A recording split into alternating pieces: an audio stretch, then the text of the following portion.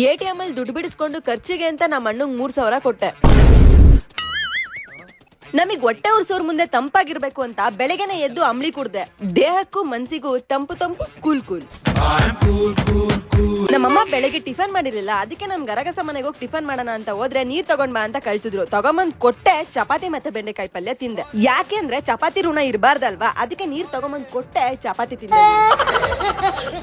ನಾನ್ every time door lock ಮಾಡ್ದಾಗ್ಲು ಅರ್ಧ kilometre ಹೋದಾದ್ಮೇಲೆ ನೆನ್ಸ್ಕೊಂತೀನಿ ನಾನು correct ಆಗಿ ಡೋರ್ ಲಾಕ್ ಮಾಡಿದೀನ ಅಂತ. ಆಮೇಲೆ ಬಂದ್ ಮತ್ತೆ ಚೆಕ್ ಮಾಡ್ತೀನಿ. ನಿಮ್ಗೂ ಹಿಂಗೆ ಆಗತ್ತಾ? ಆಮೇಲೆ ಅಮೌಂಟ್ ನ ಡ್ರಾ ಮಾಡ್ಕೊಂಡು ನಮ್ಮ ಅಣ್ಣಂಗೆ ಖರ್ಚಿಗೆ ಅಂತ 3,000 ಕೊಟ್ಟೆ.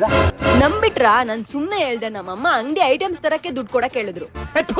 ಅಡ್ಗೆ ಮನೆಗೆ ಹೋಗಿ ನೋಡ್ತೀನಿ, ಶಾಕ್. ನಮ್ಮಮ್ಮ ತುಪ್ಪದಲ್ಲಿ ಆಮ್ಲೆಟ್ ಮಾಡ್ತಾವ್ರ ನಮ್ಮ ಅಣ್ಣಂಗೆ. ನಮ್ಮಮ್ಮ ಏನಾದ್ರು ಎಕ್ಸ್ಟ್ರಾ ಪ್ರೀತಿ ನಮ್ಮ ಅಣ್ಣನ ಮೇಲೆ ತೋರಿಸ್ಬಿಟ್ರೆ ಲೈಟ್ ಆಗಿ ಉರಿಯುತ್ತೆ ಗುರು ನನ್ಗೆ. ನಮ್ ಅಂಗಡಿಲಿ ಬಟರ್ ಸ್ಕಾಚ್ ಐಸ್ ಕ್ರೀಮ್ ಯಾರೋ ತಗೊಂಡಲ್ಲೇ ಹಂಗೆ ಇತ್ತು, ಅದಕ್ಕೆ ನಾನು ಫ್ರೀ ಆಫ್ ಕಾಸ್ಟ್ ಅಲ್ಲಿ ತಗೊಂಡ್ಬಿಟ್ಟೆ.